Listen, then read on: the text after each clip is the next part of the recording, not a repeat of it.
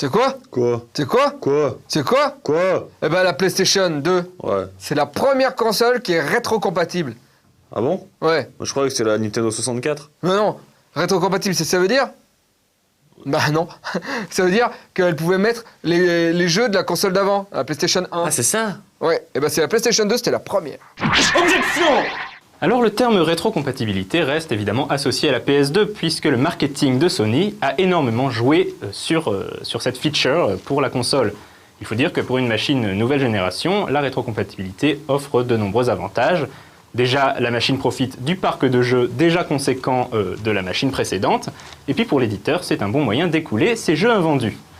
Les premières consoles n'avaient pas de rétrocompatibilité pour la simple et bonne raison qu'il n'y avait pas de support de jeu externe. Les jeux étaient inclus en dur dans l'électronique même de la machine.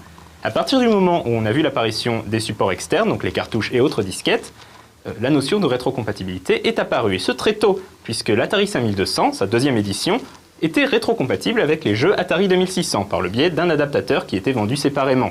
L'Atari 5200 a été un échec commercial, mais son successeur, l'Atari 7200, offrait lui la rétrocompatibilité avec l'Atari 2600 de manière native, c'est-à-dire sans ajout de matériel supplémentaire. Un autre exemple serait la Mega Drive. La Mega Drive était rétrocompatible avec les jeux du Master System.